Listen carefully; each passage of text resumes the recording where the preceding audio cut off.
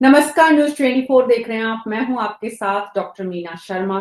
राजस्थान में पिछले लंबे समय से मंत्रिमंडल विस्तार को लेकर कवायद चल रही है।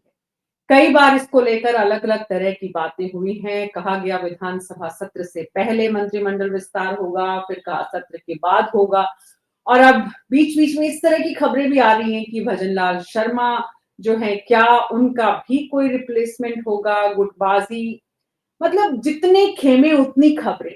लेकिन अभी जेपी नड्डा का जयपुर आना, मुख्यमंत्री का दिल्ली जाना, अमित शाह से मिलना, जेपी नड्डा से मिलना और तमाम जो बैठकों का सिलसिला है, अर्जुन राम मेघवाल की अमित शाह से मुलाकात। हालांकि वो कानून मंत्री हैं और उनकी मुलाकात के अलग मायने भी होते हैं, लेकिन क्योंकि वो राजस्थान से ताल्लुक रखते हैं, इसलिए राजस्थान के संदर्भ में जो इस वक्त चर्चाएं चल रही हैं, क्योंकि गुटबाजी कैबिनेट मंत्री की खिलाफत से या मुखालफत से या परेशानी खड़ी करने वाले कार्यों से लेकर तमाम जो राजनीतिक नियुक्तियां और जितनी सारी बातें हैं, तमाम गुटों को यहाँ पर शामिल करने की, मतलब बहुत सारे लोग ऐसे हैं जिन्हें अकोमोडेट करना है, विधायक हैं, वरिष्ठ हैं। अभी परफॉर्मेंस को लेकर भी बहुत बात हो रही है। तो क्या राजस्थान में अब मंत्रिमंडल विस्तार का समय आ गया है? समझने की कोशिश कर रहे हैं हमारे खास मेहमानों के साथ। हमारे साथ इस वक्त जगदीश शर्मा जी वरिष्ठ पत्रकार हैं, डॉक्टर मुनेश अरोड़ा वरिष्ठ पत्रकार हैं, श्याम सुंदर शर्मा जी वरिष्ठ पत्रकार हैं। बीजेपी ने इस मुद्दे पर अपने प्रवक्ता को भेजना उचित नहीं समझा, जो कि स्वाभाविक है। समझ में आता है कि भाई कौन क्या बोले, क्योंकि जिनको बनना है वो भी तब तक नहीं बोलते जब तक शपथ नहीं ले लेते। तो इसलिए मुश्किल ये है कि कौन बोले। और कांग्रेस पार्टी से प्रदीप चतुर्वेदी जी बहुत दिन बाद पार्टी के प्रवक्ता हमारे साथ जुड़े हैं, तो आप सभी का बहुत बहुत स्वागत है। प्रदीप जी, विपक्ष को क्या समझ में आ रहा है, क्या सोच रहा है, क्या नजर है, क्या जरूरत महसूस हो रही है मंत्रिमंडल विस्तार की सरकार के काम को देखते हुए? मीना जी, आपने सही कहा। बहुत दिनों बाद आपके चैनल पे आना हुआ है, उसके लिए आप सभी को नमस्कार। और जो प्रश्न आपने किया है, उस प्रश्न में सवाल यह है कि जो आपने प्रश्न का जो आधार बनाया है वो तो पार्टी बेस है, जबकि पार्टी बेस कोई पार्टी है ही नहीं। यहाँ तो प्रधानमंत्री नरेंद्र मोदी जी की और अमित शाह जी को तय करना है कि बीजेपी में क्या होना है, क्योंकि संगठन नाम की चीज तो है नहीं और दो लोगों की मर्जी के बिना भाजपा में कुछ होता नहीं। तो सवाल यही है कि अगर मान लीजिए प्रदेश में कुछ नेतृत्व परिवर्तन की बात भी है, तो ये दो बात तो दोनों के ही मन की बात है। हाँ, ये बात जरूर है कि मंत्री जो है अर्जुन राम मेघवाल भाग दौड़ कर रहे हैं, तो शायद वो भी इसी आशा में होंगे कि शायद उनको प्रदेश की कमान मिल जाए। इस तरह के प्रयास हो सकते हैं। लेकिन जो वर्तमान हालात प्रदेश में है मीना जी, उसमें सबसे बड़ी बात यह है कि यहाँ मुख्यमंत्री है कौन? भजनलाल जी हैं या केवलाल मीणा जी हैं? सवाल ये है कि जो रोल केवलाल मीणा जी निभा रहे हैं पिछले एक सप्ताह से, उसमें वो बीज की गोदामों में छापे मार रहे हैं, खाद के छापे मार रहे हैं। तो ये काम तो सरकार में मुख्यमंत्री करते हैं, लेकिन मुख्यमंत्री जी तो खुद ही कह रहे हैं कि सरकार के कर्मचारी काम नहीं कर रहे हैं, उन्हें चेतावनी दे रहे हैं मुख्यमंत्री। उनका जो प्रशासनिक तंत्र है वो इस तरह की कोई कार्रवाई नहीं करके उन्हें सहयोग नहीं कर रहा है। तो मुझे लग रहा है कि बहुत सारी चीजें ऐसी हैं जिसमें शायद लगता है कि दिल्ली में जो भागदौड़ हो रही है, क्योंकि बीएल संतोष जी इनके जो महामंत्री हैं और संगठन के, वो भी जयपुर आए थे और अभी नड्डा जी भी जयपुर आकर गए हैं। तो कुछ चर्चा थी कि केवलाल मीणा जी के संदर्भ में कोई एक्शन लिया जाए। अब वो एक्शन हटाने का है, भगाने का है, या उनको कोई बड़ी जिम्मेदारी देने का है? मुझे लगता है कि जिस तरह के कार्यकलाप उनके हैं, उनसे लग रहा है कि वो अपनी कार्य क्षमता को प्रदर्शित करते हुए कोई नई और बड़ी जिम्मेदारी लेने का प्रयास कर रहे हैं। अब प्रधानमंत्री मोदी जी और अमित शाह जी गृह मंत्री के मन में क्या है, ये तो तीसरा आदमी जानता नहीं। लेकिन हाँ, भागदौड़ हो रही है। और प्रदेश में जिस तरह की भागदौड़ दिल्ली में चल रही है, मुख्यमंत्री को बुलाया जा रहा है, प्रदेश के नेता मिल रहे हैं। 2 दिन पहले सतीश पूनिया जी उनसे मिल के आए हैं। हालांकि वो पारिवारिक पृष्ठभूमि का उन्होंने प्रदर्शन किया है, लेकिन जब राजनीतिक लोग मिलते हैं तो राजनीतिक बातें भी होती हैं। तो लगता है कि जिस तरह की भागदौड़ अचानक भाजपा में बढ़ी है, तो कुछ न कुछ है। और जब होता है तभी राजनीतिक भागदौड़ की एक निश्चितता दिखाई देती है। तो मानना है कि शायद उनको लगता हो कि वर्तमान सक्षम नेतृत्व सक्षम नहीं है, तो कुछ नया प्रयोग किया जाए। और दोनों जो नेता हैं, प्रधानमंत्री मोदी जी और गृह मंत्री शाह, वो अधिकृत है कि वो जो कुछ भी चाहें अपनी मर्जी के अनुसार भाजपा में कुछ भी करने के लिए तत्पर और स्वतंत्र है।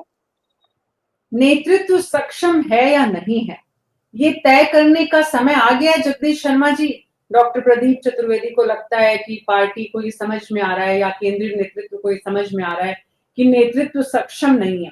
अभी तक भजन लाल शर्मा राज्य के मुख्यमंत्री के एक्शन, उनकी परफॉर्मेंस, उनकी कार्यशैली बताती है कि वो सक्षम है या नहीं है। मीना जी, आपको ध्यान होगा भी थोड़े दिन पहले ही मुख्यमंत्री राजस्थान आकर गए, हफ्ते 10 दिन भी नहीं हुए, और यहाँ आकर उन्होंने बिड़ते ही ये कहा था अपने संबोधन में ही कि राजस्थान के लोकप्रिय मुख्यमंत्री, बहुत सफल और लोकप्रिय मुख्यमंत्री भजन लाल शर्मा। ये 2 टिप्पणियां लगाने की उनको क्यों जरूरत पड़ी? ये टिप्पणियां इसलिए पड़ी कि सचमुच में राजस्थान के मुख्यमंत्री योग्य हैं, सफल हैं और स्थायी हैं। ये तीसरी बात मैं बोल रहा हूँ, स्थायी हैं, उनको बदलने का कोई सवाल ही नहीं, ये 5 साल तक नहीं बदले जाएंगे। ये और सुन लीजिए, यही नहीं, मध्य प्रदेश, छत्तीसगढ़, हरियाणा और गुजरात, यहाँ से कोई मुख्यमंत्री 5 साल तक बदलने वाला नहीं है। ये तो कोई कांग्रेस की तो दुकान है नहीं कि मनमाया जब जिसको बदल दिया, माँ बेटे ने तय किया बदल दिया, ऐसा तो है नहीं है। यहाँ पार्टी में विचार होता है। आपको ध्यान होगा 2 चक्कर यहाँ पर राष्ट्रीय अध्यक्ष के लगे हैं। यहाँ पर जो उनके ऑर्गेनाइजेशन के जनरल सेक्रेटरी है नेशनल, BL संतोष, वो आकर गए हैं। उन्होंने सारी संगठनात्मक स्थिति देखी है और ये सारी चीजें फीडबैक मिलने के बाद ही प्राइम मिनिस्टर ने अपने जो संबोधन में कहा, उनको वो कहा। भारतीय जनता पार्टी ऐसी ऑर्गेनाइज्ड पार्टी है जिसमें सारा काम बहुत सोच समझकर, बहुत एक्सरसाइज से, बहुत तरीके से होता है। अपनी कितनी बार बात हो चुकी है कि कॉर्पोरेट कल्चर में बनी हुई पॉलिटिकल पार्टी है, कॉर्पोरेट तरीके से काम करते हैं और सारे निर्णय लेने में सब तरीके की एक्सरसाइज करते हैं। बहुत सारे लोगों ने कहा था कि साहब ये तो पर्ची वाले मुख्यमंत्री हैं। भाई, इनको पर्ची तो दी गई। कांग्रेस पार्टी में तो ऐसे मुख्यमंत्री बनते थे जिनके लिए पर्ची भी नहीं आती थी, कुछ भी नहीं आता था, बस ऊपर से एक तो टेलीफोन पे कह दिया, बना देना उसको, बस बन जाता था। तो ये एक ही कल्चर है, इसमें लिख के पर्ची खोली गई, उसमें जो है पर्ची भी नहीं खोली, बिना पर्ची के ही कह दिया कि भाई बनवा देना इनको। तो ये ऐसी स्थिति में किसी चीफ मिनिस्टर की हिम्मत नहीं होती थी। भजनलाल शर्मा दिल्ली जा रहे हैं, निश्चित तौर पे कोई पॉलिटिकल एजेंडा भी होगा, अपनी इस सरकार में थोड़ा बहुत घटत बढ़त करने की भी कोई मंशा हो सकती है। मैं इससे मना नहीं करता, न मैं इससे झुठला रहा हूँ, न हाँ मर रहा हूँ। बड़े पार्टी के बड़े लीडर से तो सोच विचार चलता ही है। अगर यही नहीं तो फिर मैं जो क्वालिटी बता रहा हूँ भारतीय जनता पार्टी की, वो कैसे होगी? तो ये सोच विचार तो चलता रहता है। और भजनलाल शर्मा ने 1 साल में जितना बढ़िया काम करके दिखाया है, 1.5 साल में, उससे कांग्रेस घबराई हुई है कि अगर इसी ढंग से सरकार काम करती रही तो क्या क्या होगा राजस्थान में, जैसे देश में हो रहा है, से क्या क्या राजस्थान में होगा, तो हम कहाँ रहेंगे? क्योंकि आपने देखा होगा, मैं अभी परसों की भी अपनी टॉक्स इसी लगभग ऐसी बातों पे थी कि भाई कांग्रेस पार्टी बैठे बिठाए कर क्या रही है, सिवाय इसके कि ये इसकी टांग खींच रहे, वो उसके टांग खींच रहे। न कोई अपोजिशन का उनके पास काम है, न कोई प्रदर्शन है, न सड़कों पे उतरे, न कहीं पब्लिक की समस्याओं को सुन रहे, कुछ नहीं है, बस बयान पहलवान है सब। तो बयानबाजी चल रही है, एक दूसरे के खिलाफ ही चल रही है, वो भी सरकार के खिलाफ, एक दूसरे के खिलाफ। आपने जगदीश जी, आपने जो प्रधानमंत्री का जिक्र किया, सफल और लोकप्रिय मुख्यमंत्री के रूप में भजनलाल शर्मा को स्थापित करने का पब्लिक मंच से जो उन्होंने काम किया, वही काम जेपी नड्डा ने, पार्टी के राष्ट्रीय अध्यक्ष ने, संगठन की बैठक में बहुत ही पुरजोर तरीके से किया। बाकायदा विस्तार से इस बात का जिक्र किया कि भजनलाल शर्मा को बनाने के पीछे पार्टी का मकसद क्या है, सोच क्या है, वो कितने अपने काम को बेहतर ढंग से कर रहे हैं। डॉक्टर मुनेश अरोड़ा, ऐसे में अब भजनलाल, मंत्रिमंडल की बात, मुख्यमंत्री का नेतृत्व पर किसी को कोई सवाल नहीं है, ये अभी तक समझ में आ रहा है जो राजनीतिक विश्लेषक हैं, जानकार हैं, समझदार हैं। तो सवाल ये है कि मंत्रिमंडल विस्तार को लेकर जितनी बातें हो रही हैं, उसमें कितनी आपको इस वक्त गुंजाइश नजर आ रही है? मीना जी, मंत्रिमंडल विस्तार को लेकर के तो संभावनाएं पूरी तरह से जागृत है, उससे मना नहीं किया जा सकता। हालांकि कई चैनलों ने बीच में नाम उछाला था भजनलाल जी की भी चेंज होगा, ये होगा, मगर जो बीकानेर में प्रधानमंत्री की रही यात्रा या फिर नड्डा साहब की यहाँ हुई और उससे पहले अपना भी जो डिस्कशन हुआ था उसमें स्पष्ट हो गया था कि भजनलाल सरकार में जो मंत्रियों की जो परफॉर्मेंस है और एक गुड गवर्नेंस के लिए जो मंत्रियों की परफॉर्मेंस चाहिए होती है वो नहीं आ रही है। अब मीना जी, मैं उदयपुर संभाग को लेकर एक छोटा सा उदाहरण देता हूँ। उदयपुर संभाग ने बहुत लंबे समय तक 5 मुख्यमंत्री इस संभाग से दिए, मोहनलाल सुखाड़िया, हरदेव जोशी, शिवचरण माथुर, हीरालाल देवपुरा और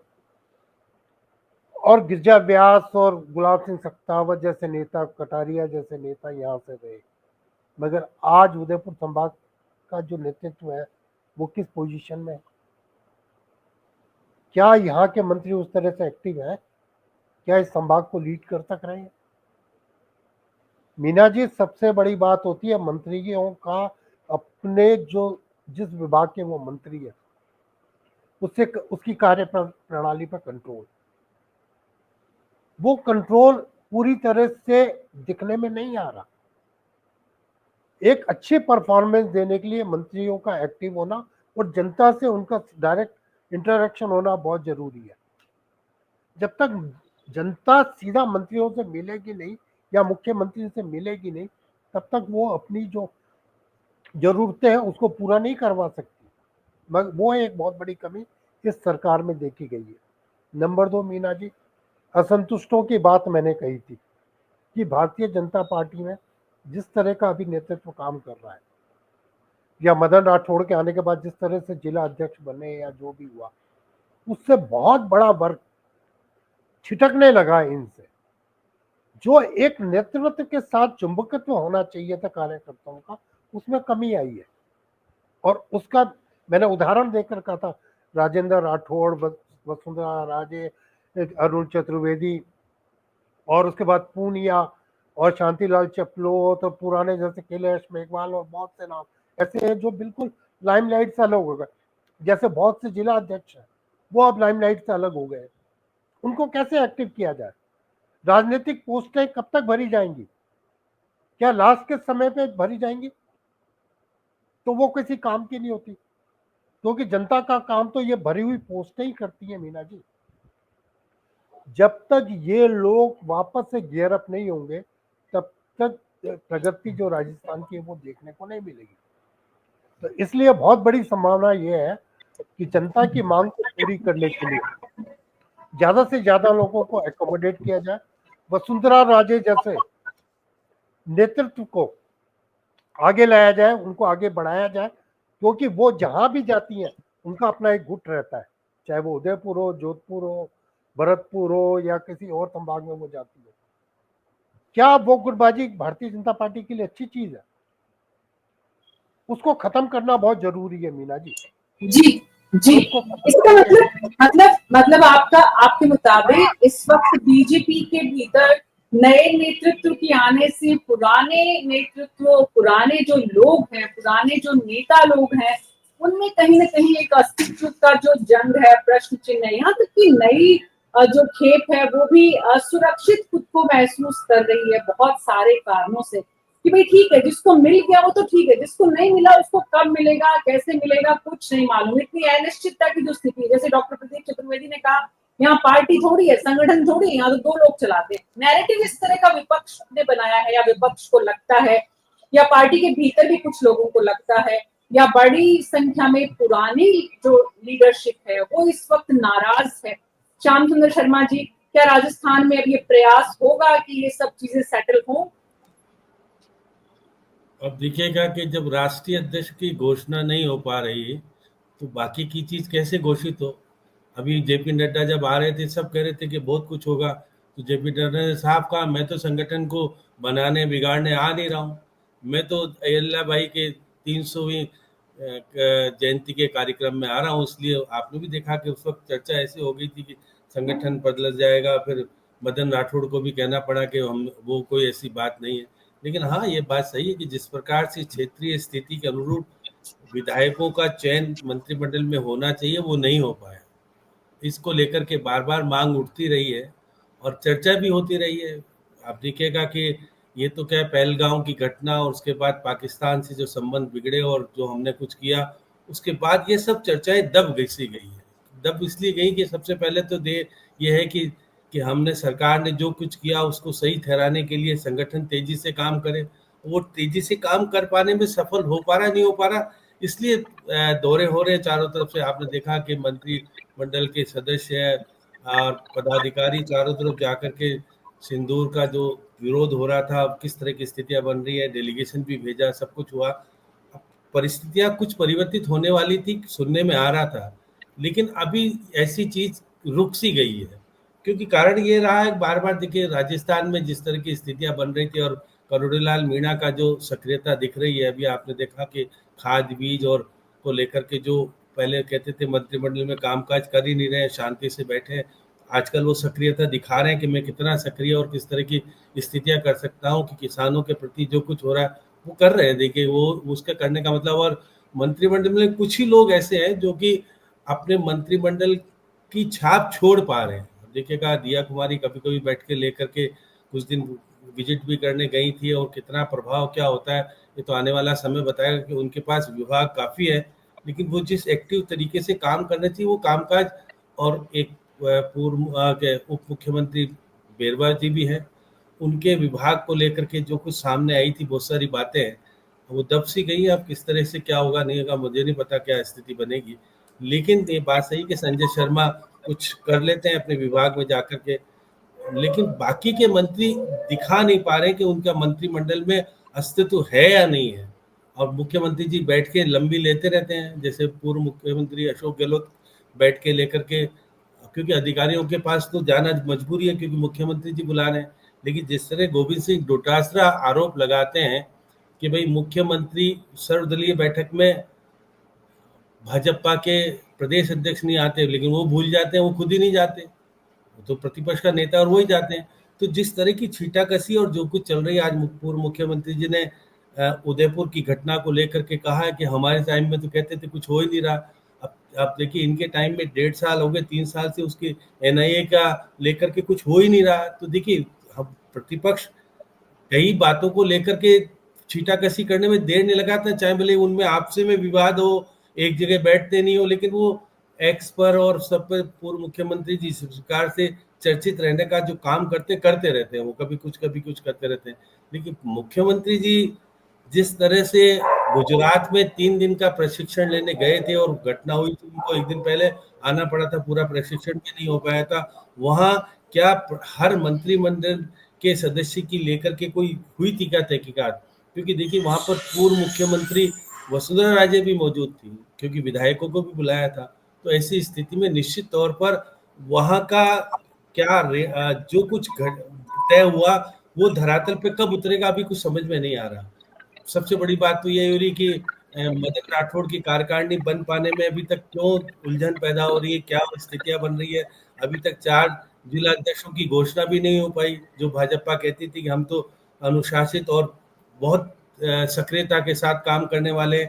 तो ये सक्रियता दिख रही है कि जिला कार्यकारिणी बनी नहीं, जिलों में कोई जिला अध्यक्ष है, बाकी को अध्यक्ष बने, बाकी की उनकी कार्यकारिणी नहीं है। तो जब पार्टी में आने वाले समय में जिस प्रकार से पंचायतों के चुनाव और शहरी निकाय के चुनाव नजदीक आने वाले हैं, और अगर ये सब कुछ घटित होकर के और सारी चीज सामने नहीं आएगी, तो फिर देखिए चिंता तो ये है कि पार्टी का संगठन मजबूत होगा तो ही तो आप जीत के आओगे आगे।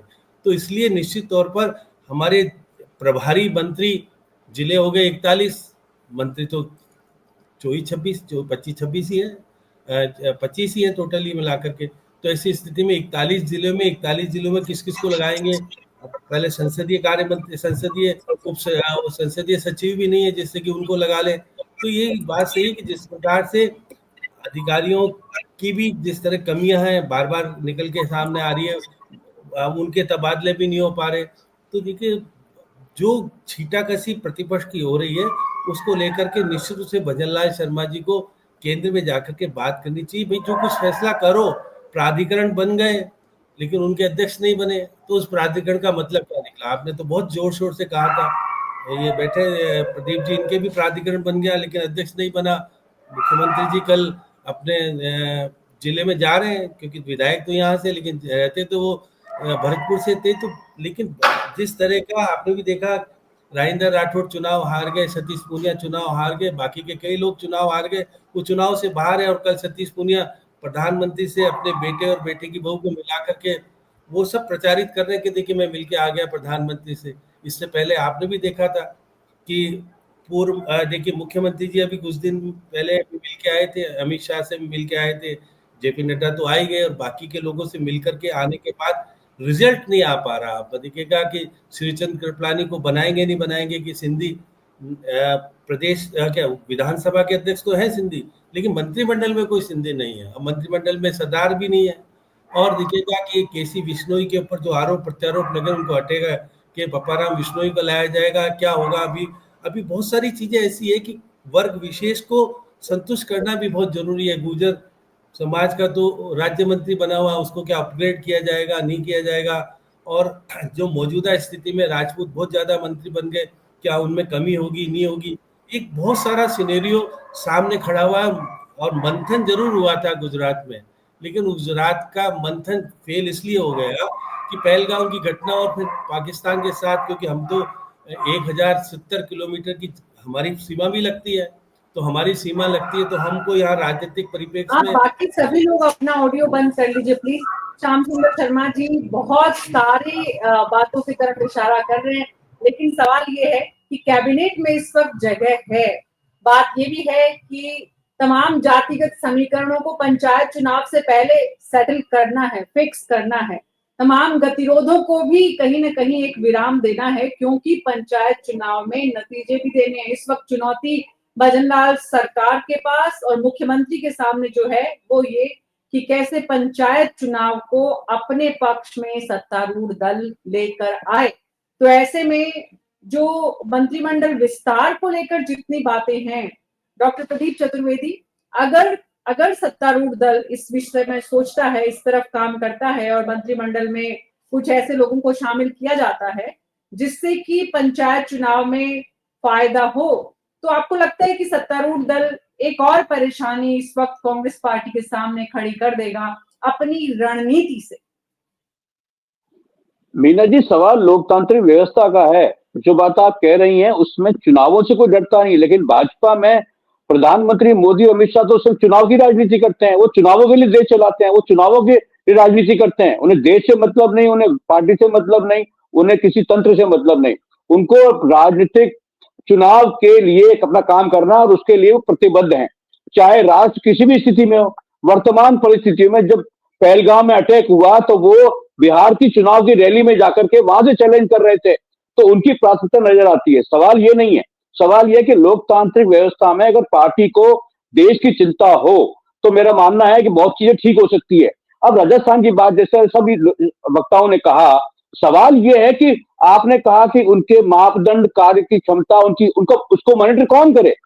ऐसा कोई तंत्र नहीं है पार्टी में। पार्टी में सिर्फ दो व्यक्तियों की पसंद का खेल है।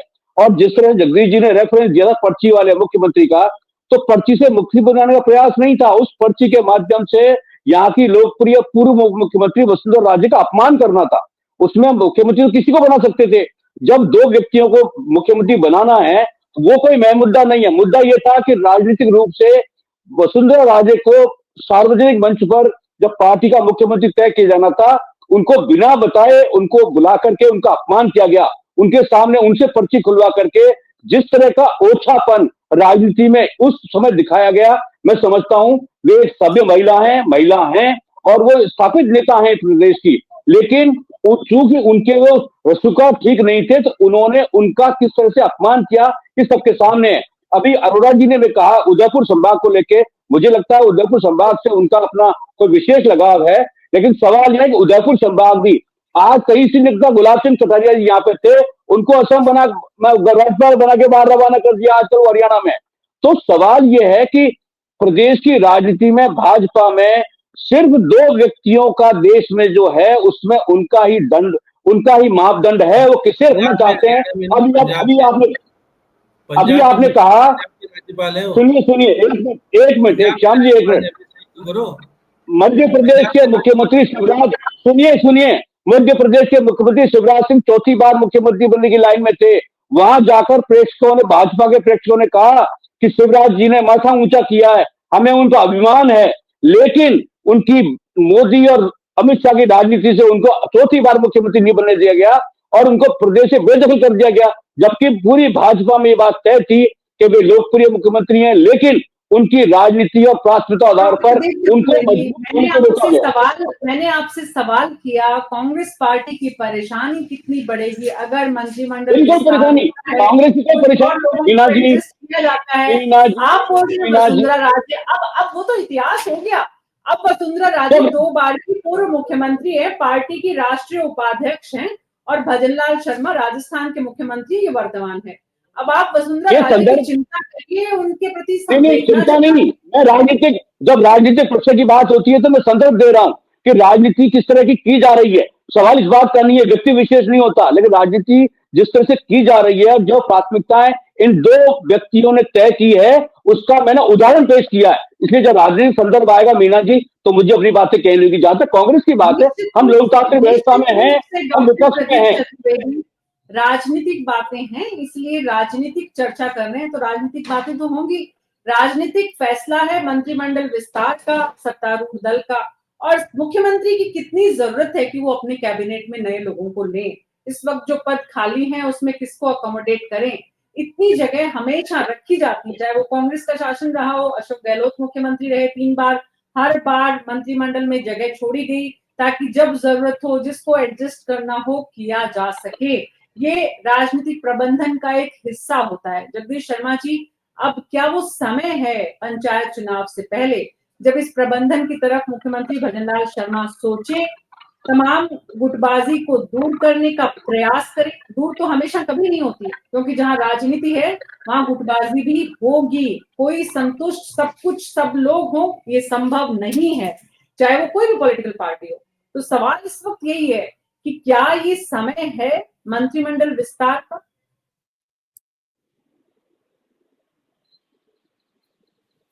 मीना जी देखिए, मंत्रिमंडल विस्तार तो कभी भी किया जा सकता है। इसमें तो जो भारतीय जनता पार्टी जैसी पार्टी मुहूर्त निकलवाती है बस, बाकी तो सब काम तय हो चुका है। पीछे से बैकग्राउंड में तय हो जाता है किस किस को लेना है, किस किस को नहीं लेना। तो दूसरी बात की समय की बात है कि इन्होंने दिसंबर का टारगेट दे रखा है, नवंबर दिसंबर में लोकल बॉडीज के इलेक्शन करवाए जाएंगे, तो वो चलेंगे अपने तरीके से, लेकिन उसका मंत्रिमंडल विस्तार से कोरिलेट करके देखा नहीं जाना चाहिए। वो आपस में कोई होता नहीं है ऐसा। मंत्रिमंडल विस्तार होगा, कुछ चेंजेज होंगे, मान लो होंगे, मैं ये नहीं कह रहा हूँ कि होने वाले ही हैं। अगर होंगे तो इलेक्शन जो आ रहे हैं लोकल सेल्फ के, उसको बहुत ज्यादा प्रभावित नहीं कर पाएंगे। लोकल बॉडीज के इलेक्शन है, इसमें एक वार्ड में वोट डलता है, वो किसी आदमी के जयपुर में मंत्री बन जाने या किसी के हार जाने से ज्यादा एक वार्ड हार जाएगा, 2 वार्ड हार जाएंगे, तो इससे ज्यादा इम्पैक्ट पड़ता नहीं है इसका कि कोई अलग अलग गुट काम कर रहे हो। और वो बाड़मेर में जैसा अभी दे रहे थे अशोक गहलोत और चौधरी हरीश चौधरी के बीच में चल रही थी जिस ढंग की, तो ढंग का खेल नहीं है ये। अगर मंत्रिमंडल विस्तार होना है तो हो जाएगा। काफी लोग कैपेबल हैं जो अभी मंत्रिमंडल में, उनसे ज्यादा कैपेबल लोग भी बाहर बैठे हुए हैं, तो मंत्रिमंडल का विस्तार तो कभी भी हो सकता है।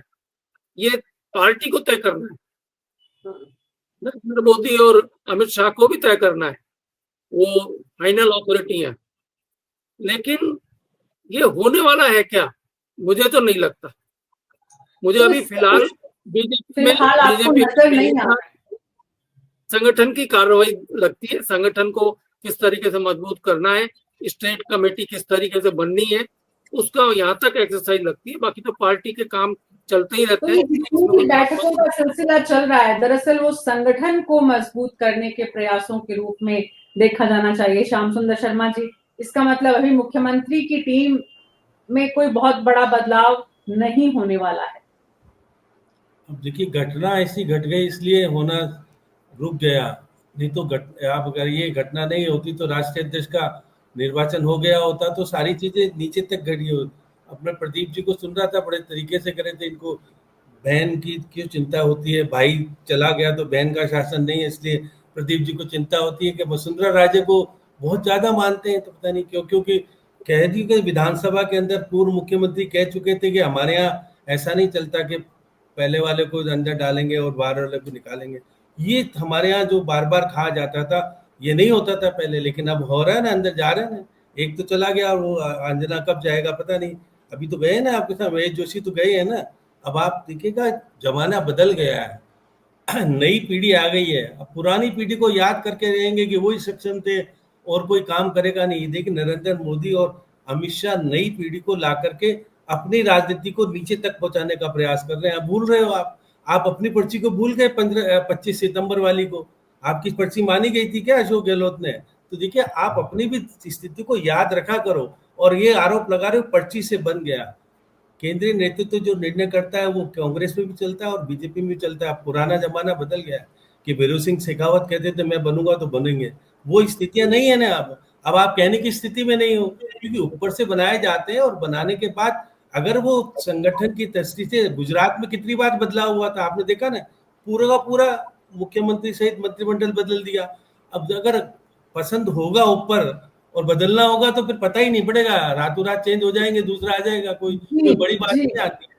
इसलिए जी निश्चित तौर पर मान के चलिएगा, मंत्रिमंडल में फेरबदल की तो घटना कभी भी हो सकती है। और बार बार इसलिए कहा जा रहा है कि भाई आप कुछ मंत्रिमंडल के सदस्य ऐसे लेके आ गए हो जो कामकाज करने में ठीक नहीं है। आपने विधानसभा के अंदर देखा ना किस तरह से वो जवाब देने में पिछड़ जाते थे और क्या होते थे। और अभी तक तो मदन दिलावर आजकल तो ठीक ठाक है, नहीं तो वो कोई ना कोई ऐसा बयान दे देते हैं जिससे विवाद का विषय बन जाता है। यही करोड़ीलाल मीणा के साथ हो रहा था कि वो बयान देकर के भाजपा को संकट में डाले हुए थे। अब बदलाव की स्थिति क्यों आई, कैसे आई?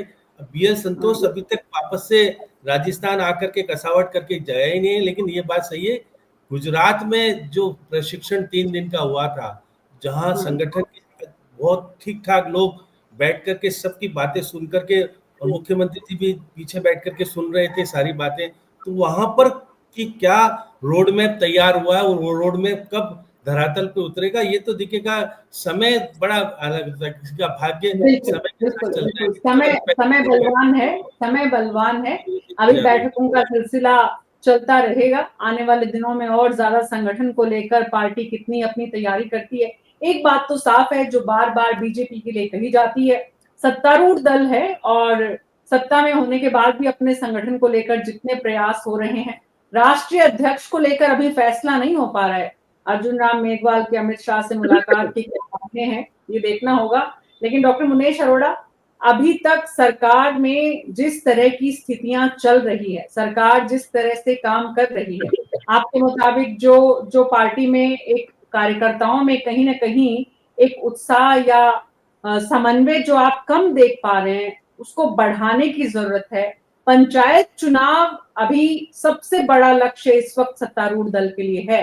ये सारी एक्सरसाइज, उससे पहले राजनीतिक नियुक्तियां, उससे पहले और तमाम संगठन के जो मजबूत करने की, जो रिक्त पदों को भरने की, जो पूरी मदन राठौड़ की टीम बनाने का जो काम है, उसी संदर्भ में देखा जाना चाहिए इस पूरी व्यवस्था को।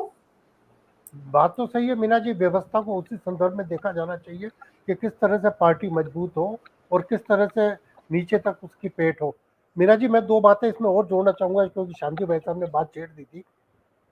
भैरव सिंह जी इसलिए भैरव सिंह जी थे क्योंकि वो 98 से ऊपर कभी लाने ही नहीं देते थे। विधानसभा में उनकी संख्या 98 रहती थी, इसलिए वो भैरव सिंह जी थे और वो मुख्यमंत्री थे। कम होते थे तो उनकी वैल्यू ज्यादा थी। ये मेरा कहना नहीं, उनके मंत्रियों का कहना था। नंबर 2 मीना जी, 4 सीटें इसलिए खाली रखी जाती हैं कि 40 विधायकों को संतुष्ट किया जा सके कि अगली बार 13 नंबर आएगा इसमें। 4 विधायक खाली रख के 40 विधायकों को कोनी पे शहर लगाया जाता है कि अगली बार 13 मंत्री पद इसमें आएगा। जो आप राजनीतिक बात कर रही थी कि राजनीतिक संतुष्टता या राजनीतिक मैनेजमेंट करने के लिए क्यों जरूरी है ये? मीना जी, सबसे बड़ी बात जो इस समय भारतीय जनता पार्टी झेल रही है कि जिस तरह का मंत्रिमंडल है या जिस तरह का फ्रेमवर्क बना है वो पूरी तरह से प्रदेश का नेतृत्व संभालने के कैपेबल नहीं है।